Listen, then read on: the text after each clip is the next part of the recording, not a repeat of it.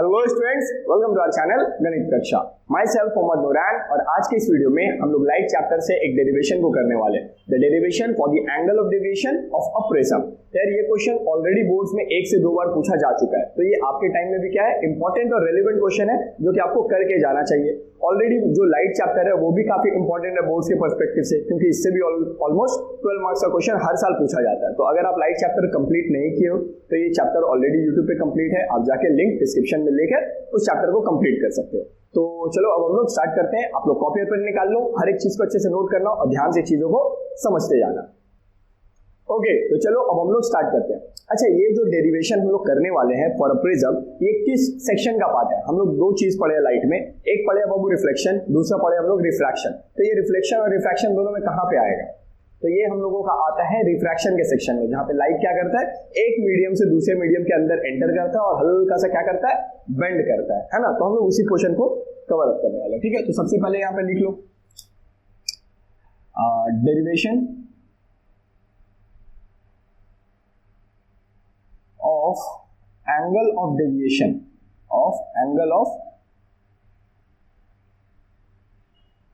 deviation for prism। एक prism के लिए हम लोग करने वाले हैं। अच्छा, यहाँ पे जो सबसे पहला चीज है प्रिज्म, ये क्या चीज होता है ये मेरे को बता दो। तो प्रिज्म ज्यादा कुछ नहीं है, प्रिज्म आपका एक इस तरीके का शेप होता है जो दिखने में कैसा है, ट्रायंगल है।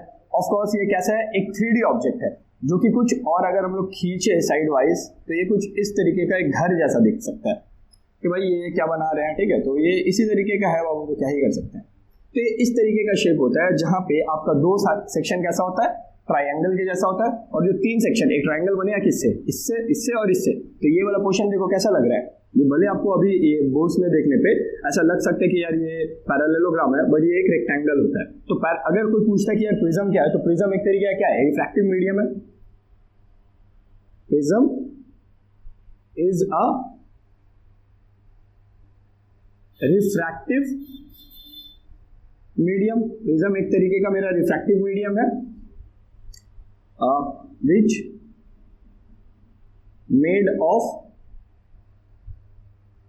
2 triangular, जिसमें 2 ट्रायंगल शेप है, and 3 रेक्टेंगल। और 3 इसके अंदर क्या है, रेक्टेंगल है। एक यहाँ पे होगा, एक पीछे साइड होगा और एक नीचे की तरफ होगा। ऐसे देख लो, इस साइड की तरफ, इस साइड की तरफ और इस साइड की तरफ। ठीक है, तो प्रिज्म तो समझ में आ गया। ओके, अब हम लोग इस प्रिज्म को इस तरीके से नहीं बनाने वाले, हम लोग सिर्फ इसका कौन सा पोर्शन लेंगे, हम लोग ट्रायंगल वाला पोर्शन लेंगे और उस पर हम लोग काम कर रहे होंगे। ठीक है, तो यहाँ पे करते हैं प्रिज्म। यार इसका डायग्राम एटलीस्ट मेरे से सही बन जाए, सही क्या मतलब साफ साफ बन जाए। ठीक है, तो ये हम लोगों का क्या है, प्रिज्म है। प्रिज्म में हम लोग इसको क्या बोल रहे हैं कि ये ए है, ये हम लोगों का बी है, ये हम लोगों का सी है। तो ABC हो गया। अब क्या होगा, जब भी हम लोग एक प्रिज्म बनाते हैं ना, तो प्रिज्म में होता है एक एंगल ऑफ प्रिज्म। अब एंगल ऑफ प्रिज्म किसको बोलते हैं, देखो यहाँ पे 3 कॉर्नर्स है, एक A, B और C।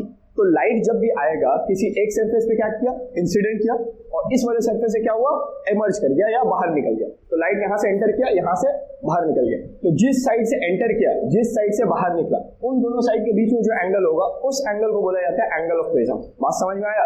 जो एंगल जिस साइड पे लाइट एंटर किया, जिस साइड से लाइट बाहर निकला, उन दोनों साइड्स के बीच में जो एंगल होगा उसको हम लोग बोलते हैं एंगल ऑफ प्रिज्म। ऐसा नहीं है कि हमेशा ऊपर वाले एंगल को हम लोग एंगल ऑफ प्रिज्म बोलते हैं, ये चीज को दिमाग में रखना।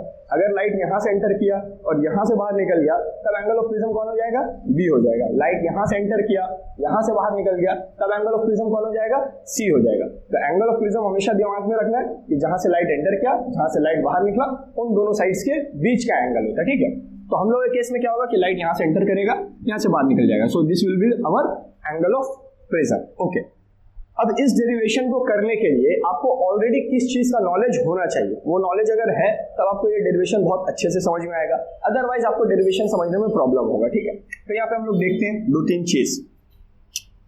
सबसे पहला चीज जो आपको पता होना चाहिए कि भाई अगर हम लोगों के पास एक ट्रायंगल होता है, तो उस नॉट ये वाला सिर्फ प्रिज्म वाला, कोई भी ट्रायंगल होता है, ठीक है, तो उस ट्रायंगल में जाहिर सी बात है कि A होगा, B होगा और C होगा, यानी 3 एंगल्स होगा।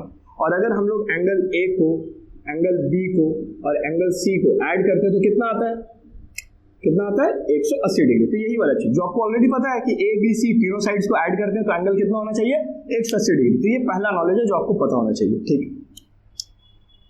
दूसरा चीज जो आप लोगों को पता होना चाहिए कि अगर ये ट्राइंगल नहीं होता, अगर ये कुछ इस तरीके का शेप होता, इसको क्या बोलते हैं, इसको लिख लेते हैं ए बी सी और डी। तो ए बी सी डी मेरा क्या है, ये एक क्वाड्रिलैटरल है, स्क्वायर रेक्टेंगल नहीं, ये एक क्वाड्रिलैटरल है। तो एक क्वाड्रिलैटरल का 4 एंगल होता है बाबू, angle A, angle B, angle C और एंगल डी। अगेन हम क्या किए, चारों एंगल्स को ऐड कर दिए, तब वैल्यू कितना आता है 360 डिग्री, ठीक है। तो ये दो चीज समझ में आया कि अगर एक ट्राइंगल है तो उसका तीनों एंगल्स को ऐड करेंगे 180, एक क्वाड्रिलैटरल है उसका चारों एंगल्स को ऐड करेंगे, आंसर विल बी 360 डिग्री, ठीक है। तीसरा जो चीज आपको नॉलेज होना चाहिए, ये इंपॉर्टेंट है, ये ज्यादा इंपॉर्टेंट है।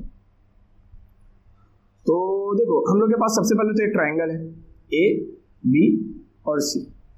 अगर हम इस ट्राइंगल का ए बी सी में से तीनों में से कोई भी एक साइड को क्या करें, एक्सटेंड कर देंगे। हम इस ट्राइंगल का किसी भी एक साइड को क्या करने वाले, एक्सटेंड का मतलब होता है जैसे कि ये बी और सी वाला जो साइड है इसको हम क्या किए, इस तरीके से खींच दिए, तो ये एक्सटेंड हो गया हल्का।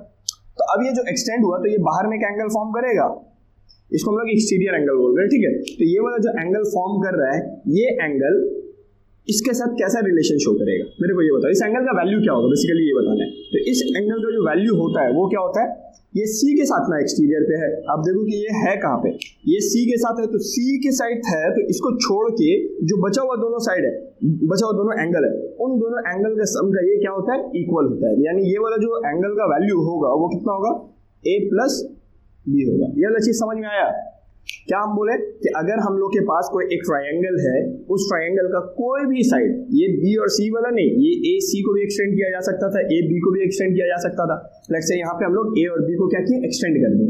तो जब आप एक्सटेंड किए तो क्या होगा, एक बाहर की तरफ एंगल फॉर्म होगा।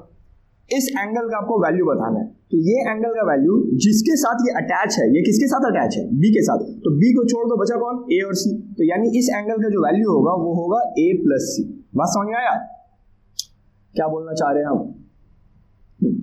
तो ये हम लोग एक्सटीरियर एंगल का लॉजिक, तो ये 3 लॉजिक आपको पहले से पता होना चाहिए प्रिज्म का जो भी हम लोग का डेरिवेशन है उसको समझने के लिए। तो आई होप आपको ये तीनों चीज अच्छे से समझ में आ गया होगा। ओके, अब हम लोग करते हैं यहाँ पर, तो डायग्राम सबसे पहले कंप्लीट करते हैं। तो देखो है क्या, एक प्रिज्म है। अब प्रिज्म में क्या होगा, एक लाइट एंटर करेगा, यहाँ से एक लाइट इंसिडेंट हुआ, ठीक है। तो हम लोग यहाँ से एक लाइट को इस तरीके से इंसिडेंट करवा दिए, ठीक है, ठीक है भाई। जब भी लाइट प्रिज्म पे गया तो उस पॉइंट पे क्या होता है, जब भी लाइट रिफ्रैक्ट करने वाला होता है तो वहां पे सबसे पहला चीज क्या होता है, सबसे पहला चीज होता है यार नॉर्मल बनता है। भूल कैसे जाते हो यार इतना जल्दी कोई भी चीज। तो जैसे ये वाला पॉइंट है, तो इस पॉइंट पे क्या बनेगा, सबसे पहले एक नॉर्मल फॉर्म होगा, ठीक है, नॉर्मल बन गया। अब ये लाइट क्या करेगा, लाइट का अपना ओरिजिनल रास्ता है, ये रास्ता है लाइट का ओरिजिनल। तो लाइट चाहेगा कि भाई हम इस रास्ते को क्या करें, फॉलो करें, बट क्योंकि यहाँ पे मीडियम का चेंज हुआ है, यहाँ पे एयर है, यहाँ पे ग्लास है, तो लाइट क्या करेगा, बेंड करेगा। किधर बेंड करेगा, टुवर्ड्स द नॉर्मल, ठीक। तो लाइट क्या किया, इधर पे बेंड हुआ, ठीक।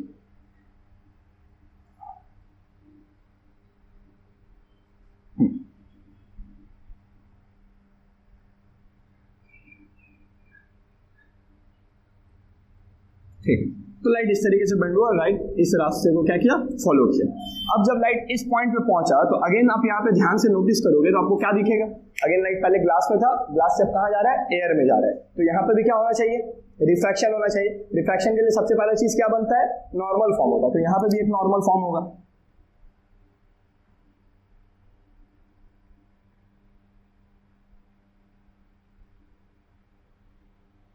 नॉर्मल फॉर्म हो रहा है। तो वो नॉर्मल का क्या मतलब, वो दिमाग में रखना है। नॉर्मल जो होता है वो सरफेस के साथ कितना एंगल फॉर्म करता है, 90 डिग्री फॉर्म करता है। तो ये थोड़ा सा चीज को दिमाग में रखना, क्योंकि ये यूज करेंगे हम लोग, ठीक है। नॉर्मल बना। अब लाइट का ये था वो ओरिजिनल रास्ता, ये वैसे इंपॉर्टेंट है नहीं बट फिर भी ट्रेस कर लेते हैं। तो ये है लाइट का ओरिजिनल रास्ता, बट लाइट इसको फॉलो नहीं करेगा। लाइट क्या करेगा, लाइट हम लोगों का हल्का सा बेंड शो करेगा, और इस बार कहाँ बेंड करेगा, अवे फ्रॉम नॉर्मल। तो ये नॉर्मल है, तो ये नॉर्मल है, तो यहां से लाइट क्या करेगा, बेंड किया, इधर चला गया, ठीक है, कोई दिक्कत है यहाँ पे? नहीं, इसको मिटा दे रहे, ये हम लोग का कोई यूज केस का नहीं है, इसलिए इसको मिटा दे रहे। ठीक है, ओके। यहाँ पे क्या फॉर्म किया? एंगल ऑफ इंसिडेंस, आई बोल दिए। यहाँ पे क्या फॉर्म किया? Angle of emergent. Angle of emergent, emergent का मतलब होता है कि जब लाइट प्रिज्म से बाहर निकल रहा है तब कितना एंगल फॉर्म किया नॉर्मल से, तो एंगल ऑफ इमर्जेंट। ठीक है, तो इसको हम लोग क्या करते हैं? I1 से दिखा रहे हैं, और इसको हम लोग क्या कर रहे हैं? I2 से दिखा रहे हैं। बहुत सारा बुक में क्या होगा, ये I और उसको E से दिखाया जाता है, E से, तो कोई बड़ा चीज नहीं है। अच्छा, यहाँ पे क्या फॉर्म हो रहा है? Angle of refraction. यहाँ पे क्या फॉर्म हो रहा है? Angle of refraction. दिख रहा है ना, R1 और R2 लिखा है। ठीक है, ये हो गया। और ऊपर में ये वाला, क्योंकि लाइट इधर से एंटर किया, इधर निकला है, तो ये वाला मेरा क्या बन जाएगा? एंगल ऑफ प्रिज्म बन जाएगा। यहाँ तक कोई दिक्कत है? अच्छा, लाइट यहाँ पे जो निकला है, ये आ कहाँ से रहा था? यहाँ कहीं से आ रहा था, या फिर आप ऐसा बोल सकते हो कि लाइट का ये न्यू रास्ता है।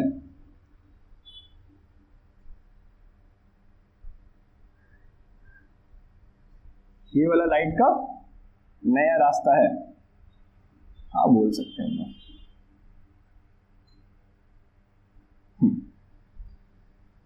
ठीक है, तो डायग्राम इंपॉर्टेंट है, इसलिए इतना डायग्राम पे मेहनत किया जा रहा है। ओके, अब यार मेरे को बताओ एंगल ऑफ डेविएशन क्या होगा इस डायग्राम में? तो एंगल ऑफ डेविएशन आपका ये वाला होगा, ध्यान से देखना इसको। ये वाला जो पोर्शन हम बनाए, ये एंगल ऑफ डेविएशन कहलाएगा। एंगल ऑफ डेविएशन का क्या मतलब था? लाइट का जो ओरिजिनल रास्ता है, लाइट का जो नया रास्ता है, उन दोनों के बीच में जो एंगल फॉर्म होता है उसी को हम लोग क्या बोलते हैं? एंगल ऑफ डेविएशन बोलते हैं। तो ये है लाइट का ओरिजिनल रास्ता, ये है लाइट का नया रास्ता, इन दोनों के बीच में जो एंगल फॉर्म हुआ उसको हम लोग क्या बोलेंगे? Angle of deviation. तो यहाँ पे हम लोग डेविएशन का सिंबल बना लेते हैं। तो अगर इस तरीके से डायग्राम एग्जाम में भी तुम लोग बनाओगे, आपको चीज आसानी से याद रहेगा कि भाई हम क्या कर रहे हैं, नहीं कर रहे हैं। ठीक है, तो ये तो हो गया। अब थोड़ा सा नामकरण और कर देते हैं। तो हम लोग प्रिज्म का तो नाम रख दिए ABC, लेकिन और भी बहुत सारा पॉइंट्स है उनका नाम रखना है, तो ध्यान से एक एक करके रखते हैं। देखो, इसको क्या बोल रहे हैं? O, इसको क्या बोल रहे हैं? P, इस वाले पॉइंट को क्या बोल रहे हैं? Q, ये वाला पॉइंट। ठीक है, P, ये वाला P, ये वाला Q, इसको दे देते हैं R। तो OPQR हो गया। ये वाला पॉइंट भी हम लोग को रिक्वायर्ड होगा, तो इसको हम लोग बोल देते हैं M, और इसको हम लोग बोल देते हैं N।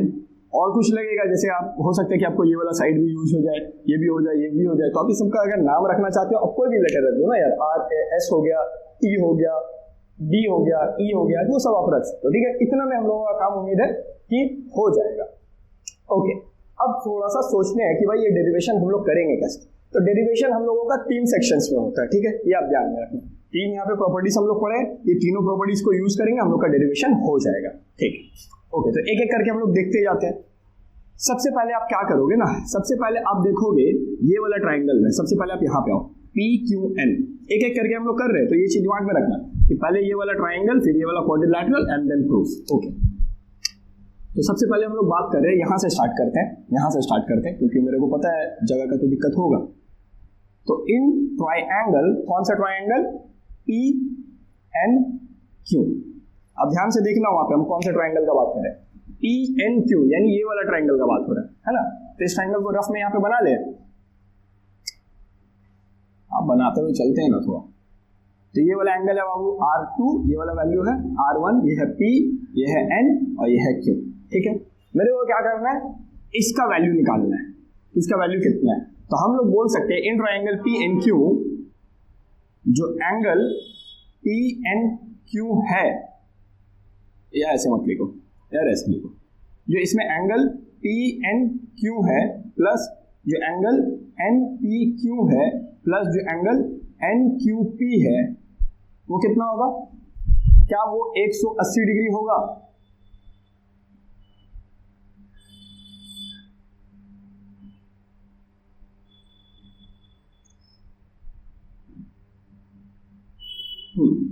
ठीक है, तो क्या वो वाला जो एंगल है, देखो यहाँ पे नाम समझ में आता है, तो हम लोग क्या बोले? PNQ, यानी PNQ यानी N का बात हो रहा है, जो लेटर बीच में आता है उस एंगल का बात होता है। तो यहाँ पे NPQ यानी इस वाले एंगल का बात हो रहा है। यहाँ पे NQP, बीच में कौन है? Q, तो यहाँ पे NQP यानी इस एंगल का बात हो रहा है। तो थोड़ा सा दिमाग में रखना, PNQ, NPQ और NQP, इन तीनों एंगल्स को ऐड करेंगे, कितना आएगा? 180 डिग्री, बिकॉज हम लोग जानते हैं ट्राइंगल का तीनों साइड को ऐड करते हैं तो 180 डिग्री आता है। अब इसमें से आपको वैल्यू किसका किसका पता है? आपको P का और Q का वैल्यू पता है। P मतलब बीच में जो है ये वाला, और ये वाला का वैल्यू पता है, आप पुट कर दो। तो PNQ plus R1 plus R2 is equals to कितना? 180 डिग्री।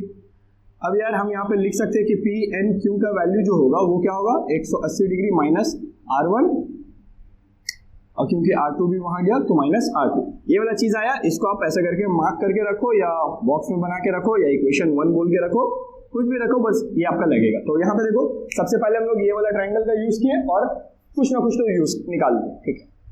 अब आते हैं दूसरा सेक्शन, वो है आपका ये वाला क्वाड्रिलैटरल। क्वाड्रिलैटरल कौन सा है? ए पी एन क्यू, ये वाला जो एक क्वाड्रिलैटरल बन रहा है ना। अच्छा हम डायग्राम दिखाते हैं, ये वाला देखो,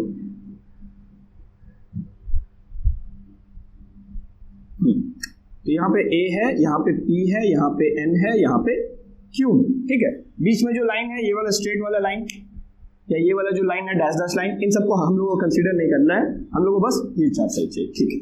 अब आप थोड़ा सा एक एक करके चीजों को समझना।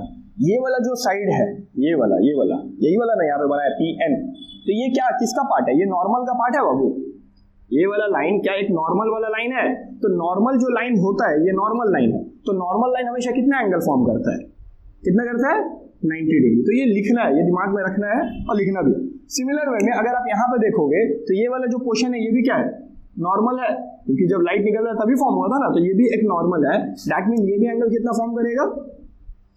90 डिग्री। थोड़ा सा खिचड़ी लग सकता है, ध्यान से देखो, हम लोग ये डैश वाला लाइंस को नहीं लिए, हम लोग सिर्फ बाहर वाला बॉर्डर। तो ये आपका क्या है? ट्रायंगल का साइड है, प्रिज्म वाला साइड है, और ये आपका नॉर्मल लाइन है। तो साइड ऑफ प्रिज्म और नॉर्मल, इन दोनों के बीच में एंगल कितना होता है?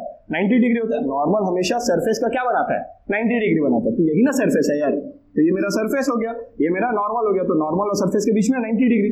सिमिलर वे में यहाँ पे ए क्यू, देखो ए से क्यू मेरा क्या है? सरफेस है, तो ए से क्यू मेरा सरफेस हो गया, ये वाला मेरा नॉर्मल। सरफेस और नॉर्मल के बीच में एंगल कितना होता है? 90 डिग्री। तो ये चीज आपको समझ में आया? अच्छा, ये एंगल कौन सा है? P N Q. क्या पी एन क्यू का वैल्यू हम लोग ऑलरेडी निकाल चुके हैं? हाँ निकाल चुके हैं, तो इसको भी टिक रखते हैं, वैल्यू नहीं लिखते बट हम लोग को पता है। और ये वाला वैल्यू हम लोग को क्या पता है? ये वाला का हम लोग को कोई वैल्यू नहीं पता। तो इस बार हम लोग का गोल रहेगा कि ए का कितना वैल्यू होगा वो निकालना है, ठीक है। तो यहाँ पे अब देखो, ध्यान से देखो, नाउ इन क्वाड्रिलैटरल, कौन सा quadrilateral? A P N Q. A P N Q में क्या हम लोग बोल सकते हैं? सब एंगल्स का नाम बोलना है। पी ए क्यू है ना, angle P A Q plus angle A Q N plus angle Q N P, P N Q लिखते हैं यार, और लास्ट में एंगल एन क्यू पी। इन सब का यहां तक दिख रहा है, इन सब का वैल्यू कितना होगा? 360 डिग्री है ना। इन चारों एंगल्स को ऐड करेंगे तो 360 डिग्री ये वाला लाइन से आ गया। अब आप ध्यान से मेरे को बताओ कि पी ए क्यू का वैल्यू आपको पता है? नहीं पता, तो इसको ना हम लोग सिर्फ कैपिटल ए से दिखा देते हैं कि यार ये वाला जो है ये मेरा क्या है? एंगल ऑफ प्रिज्म है जिसका वैल्यू ए है, पी ए क्यू वाला को, ठीक है। तो इसको ए बोल दिए, प्लस ए क्यू एन का वैल्यू कितना है? 90 डिग्री। पी एन क्यू का वैल्यू कितना है? पी एन क्यू का देखो कितना बड़ा वैल्यू, तो लिखो जो पता है वो लिखते जाओ, 180 माइनस R1 माइनस R2। देखो हम क्या किए, एक ब्रैकेट का यूज किया, तो आप लोग भी करना, ठीक है। सिमिलर वे में NQP इसका वैल्यू कितना है बाबू? अच्छा दोनों जगह हम सेम ही लिख दिए हैं, NPA होगा, हाँ तो NPA, ठीक है NPA, हाँ। तो ये आपका कितना आएगा? ये भी 90 डिग्री आएगा। और इन सब का वैल्यू अगेन अभी यहाँ कितना होगा? यहाँ पे अगर बोर्ड नहीं दिख रहा है मे भी कट सकता है, बट यहाँ पे हम लोग क्या लिखे? Plus 90 degree is equal to 360 degree, ठीक है। अब यार थोड़ा सा इसको सॉल्व कर लो। सॉल्व करने के लिए हम लोग क्या करेंगे? हम लोग थोड़ा ब्रैकेट को ही ओपन कर लेते हैं। तो ये कितना आएगा? 90 degree plus 180 degree minus R1 minus R2 plus 90 degree is equal to 360। आप स्टेप जंप कर सकते हो, नो डाउट, बट हमको हर स्टेप करवाना है क्योंकि हमको कुछ समझाना है। 90 प्लस 180 कितना होता है? 360 degree minus R1 minus R2 is equal to कितना आएगा? 360 डिग्री। सिमिलर वे में हम लोग यहाँ पे क्या लिख सकते हैं? A इज इक्वल्स टू 360 उधर है, 360 उधर है, और ये सब को इक्वल टू के उधर कर रहे हैं, तो 360 उधर गया तो कितना हो गया? माइनस 360। ये माइनस R1 उधर गया तो क्या हो गया? Plus R1। ये -R2 उधर गया तो क्या हो गया +R2। इस तरीके से अगर हम लोग देखेंगे तो 360 एक दूसरे को कैंसिल करेगा and it will gives us A = R1 + R2। तो इस रिलेशन को भी हम लोग को क्या करना है, संभाल के रखना है। बुक में क्या है उसको मत देखना, बुक तो 4-4 लाइन में करके दे दिया, बट हम लोग को याद थोड़ी ना करना है, हम लोग को चीजों को समझ के जाना है, ठीक है। तो इस तरीके से हम लोग पहला ट्रायंगल को सॉल्व किए, ये आया, क्वाड्रिलेटरल को सॉल्व किए तो ये आया। नाउ हम लोग का फाइनल शोडाउन है, ठीक है। अब शोडाउन में आते हैं ये वाला ट्रायंगल पे, तो कुछ चीज हमको थोड़ा सा मिटाना होगा। ये वाला डायग्राम हमको अब नहीं चाहिए, तो हम इस क्वेश्चन को मिटा रहे हैं, ठीक है। ओके, तो अब हम लोग देखो ये वाला ट्रायंगल को कंसीडर कर रहे हैं, कौन सा, MPQ। तो यहां पे बनाते हैं हम लोग, ये है हम लोगों का फाइनल शोडाउन। तो ये हो गया M, ये हो गया P, ये हो गया Q। और हम लोग को यहाँ पे देख रहे हैं भाई कि ये वाला साइड थोड़ा सा एक्सटेंडेड भी है। यहाँ पे अगर ध्यान से देखोगे तो ये वाला साइड एक्सटेंड किया हुआ है और उसी के साथ तो क्या बना रहा है, डेविएशन बना रहा है, एंगल। तो यहाँ पे हम लोग को पता है कि यार यहाँ पे क्या होगा, डेविएशन। अब बहुत कोई को आइडिया लग भी चुका होगा कि यार यहाँ पे यही वाला ट्राइंगल का लॉ यूज होगा, हाँ एकदम यही होगा। बट अब यहाँ पे ध्यान से देखो, हम लोग बोल सकते हैं नाउ इन ट्राइंगल PMQ, है ना, PMQ, हाँ। तो PMQ में जो डेविएशन है वो किसके बराबर होगा, क्या वो बराबर होगा MPQ प्लस एंगल MQP के। MPQ और MQP इन दोनों के सम के बराबर होगा हम लोगों का deviation, according to this rule, कि जिस एंगल के साथ एक्सटीरियर एंगल है उसको छोड़ के बाकी का दोनों के सम के बराबर होगा। बट अब देखो एक प्रॉब्लम आ गया कि यार ना ये वाला एंगल का वैल्यू पता है ना ये वाला एंगल का वैल्यू पता है। ध्यान से देखो ना, हम लोग को हाँ पता है, इसका वैल्यू पता है आपको, इसका वैल्यू पता है आपको, नहीं पता है यार, तो कैसे करके इसको पता लगाएंगे, क्योंकि ये सब चीज तो हम लोग का वेस्ट हो गया। वेस्ट नहीं हुआ, ये यहाँ यूज हुआ। और अभी देखो यहाँ पे क्या बता रहे हैं, तो अगर आप थोड़ा सा और ध्यान से देखते हो तो ध्यान से देखने पे आपको एक क्रॉस दिखेगा, ये एक लाइन दिखा और ये वाला एक लाइन दिखा, इन दोनों को ध्यान से देखना। तो हम लोग बचपन से ये चीज पढ़ते आए हैं कि अगर एक क्रॉस बनता है तो उस क्रॉस का इधर जितना एंगल होगा इधर भी क्या होगा उतना ही है। अगर यहाँ पे 60 डिग्री है तो यहाँ पे भी कितना होगा, 60 डिग्री होगा। इस चीज को दिमाग में समझ में आ रहा है क्या हम बोलना चाह रहे हैं। ये हमेशा होता है, ये हम लोग पढ़े हैं कि ऑपोजिट एंगल जो होता है तो वो हमेशा क्या करता है, इक्वल फॉर्म होता है। तो अब यहाँ पे अगर ध्यान से देखोगे, ध्यान से देखना, ये कौन कौन सा लाइन ले रहे वो इंपॉर्टेंट है। हम लोग ये वाला लाइन को कंसीडर किए, ये वाला लाइन को कंसीडर किए, तो यहाँ पे एंगल कितना है बाबू, I1। अब अगर इस साइड जाओगे तो ये वाला लाइन और ये वाला लाइन के बीच में भी एक लाइन है, इस साइड है R1 और इस साइड है पता नहीं। तो पता नहीं को हमको क्या करना है, x सोचना है और उसका वैल्यू निकालना है। तो आप ऐसे बताओ कि जो I1 है क्या वो इन दोनों का सम का बराबर होगा, I1 इन दोनों को मिला के ना होगा, तो I1 = x + R1। अब यार मैंने को x का वैल्यू निकालना है तो कितना हो जा रहा है, I1 - R1। बात समझ में आया कि ये वाला x का वैल्यू कैसे निकलेगा, I1 - R1 करके, ठीक है। तो यहाँ पे ये चीज निकालना है हम लोगों को और बोलना है कि यार इस एंगल का वैल्यू कितना है, I1 - R1। रटना नहीं तो हमको क्या था, हम तो बोल के निकल सकते थे कि भाई इसका वैल्यू कितना होता है, I1 - R1। बट हम क्यों समझा रहे हैं, थोड़ा सा चीज समझ जाओ लॉजिकली, एग्जाम में भूलो भी तो बना पाओ। ऐसा ना हो कि एग्जाम में आ गया क्वेश्चन, अटेम्प्ट भी किए और अटेम्प्ट करने के बाद यार 3 मार्क्स का क्वेश्चन हमको 1.5 मिल रहा है, 1 मिल रहा है, 2 मिल रहा है, क्या फायदा यार अटेम्प्ट करने का। फिर जब हम टाइम उतना ही दे रहे हैं, हर चीज मेरा एफर्ट उतना ही लग रहा है और उसके बाद फिर हमको मार्क्स आधा मिल रहा है उसका, क्यों ऐसा करना है। तो इसलिए थोड़ा सा चीजों को समझ जाओ ताकि अगर कहीं पे फंसे तो चीजों को अपने से समझ के वहां पे क्या करे, हैंडल कर ले और बना ले। और ये सब चीज अभी समझोगे तो आगे भी हेल्प करेगा, ऐसा नहीं कि बस यहीं तक ये लिमिटेड है, आगे भी ये सारी चीज आपको क्या करेगा, हेल्प करेगा, ठीक है। तो ये हम लोग को समझ में आया x का वैल्यू कैसे निकाले। सिमिलर वे में बताओ y, यहाँ पे जो क्वेश्चन मार्क है इसका वैल्यू कितना होगा। आंसर तो हम लोग को पता है कि I2 - R2 आने वाला है, बट कैसे करके निकाल रहे वो वापस से देखते हैं। बेटा इसको नहीं मिटा दें, तब भी यहाँ पे देखो 2 क्रॉस लिए अगेन। अब ये कौन सा क्रॉस है, ये वाला है, ये वाला साइड है, इसको उठा के यहाँ लाए। ये वाला जो है ये वाला इसको उठा के यहाँ लाए, क्रॉस बन गया। क्रॉस के बाहर में देखो क्या एंगल है, I2, यहाँ पे है I2। अच्छा इस साइड में जब आए तो इन दोनों के बीच में भी एक लाइन हाँ है, इधर क्या है R2, इधर क्या है Y। तो अब मेरे को बताओ ये Y + R2 = I2 होगा, उस हिसाब से Y का वैल्यू कितना हो गया बाबू, I2 - R2। तो ये चीज आप याद करके जा सकते हो कि हाँ भाई याद कर ली, बट कैसे आ रहा है वो समझना इज इंपॉर्टेंट। ठीक है, तो I2 प्लस R2। अब हम एकदम बिना किसी खौफ के बोल सकते हैं कि डेविएशन एंगल MPQ का वैल्यू क्या है, I1 माइनस R1 प्लस इसका वैल्यू क्या है, I2 माइनस R2। अब देखो क्या कर रहे हैं, ध्यान से देखो, I1 और I2 को एक साथ रख रहे हैं बाबू, I1 प्लस I2, बचा कौन, माइनस R1 माइनस R2। इस माइनस R1 और माइनस I2 से हम क्या कर रहे हैं, माइनस कॉमन ले ले रहे हैं, तो I1 ये कितना हो जाएगा, प्लस R2। तो I1 plus I2 minus common लिए तो ये बन गया R1 प्लस R2। अब ध्यान से देखो यहाँ पे क्या है, R1 प्लस R2 का वैल्यू A, तो अब इस R1 प्लस R2 की जगह हम लोग क्या बैठा सकते हैं, हम लोग बैठा सकते हैं कि deviation is equal to I1 plus I2 minus, अभी हम लोगों का प्रूव हो गया। तो अगर आप थोड़ा सा सिस्टमैटिकली समझे होगे तो पहले आपको एक ट्रायंगल था उसको यूज करना था, उसका प्रॉपर्टीज को यहाँ पे आप यूज किए, देखो 180 माइनस R1 माइनस R2, यहाँ से कुछ A is equal to R1 plus R2 आया, उसको आप यहाँ पे लेके गए इस वाले ट्रायंगल में और यहाँ पे यूज किए और आपका डेरिवेशन प्रूव हो गया। तो ये 3 स्टेप्स है, इन तीनों स्टेप्स को आपको एक एक करके समझना चाहिए, इसको पहले समझना चाहिए, फिर इसको एक बार समझना चाहिए और लास्ट में इसको समझना चाहिए। बीच में थोड़ा सा ये कैलकुलेशंस बताएं तो इस कैलकुलेशन को एक बार ध्यान से देख लेना। तो आई होप आपको ये चीज समझ में आया होगा।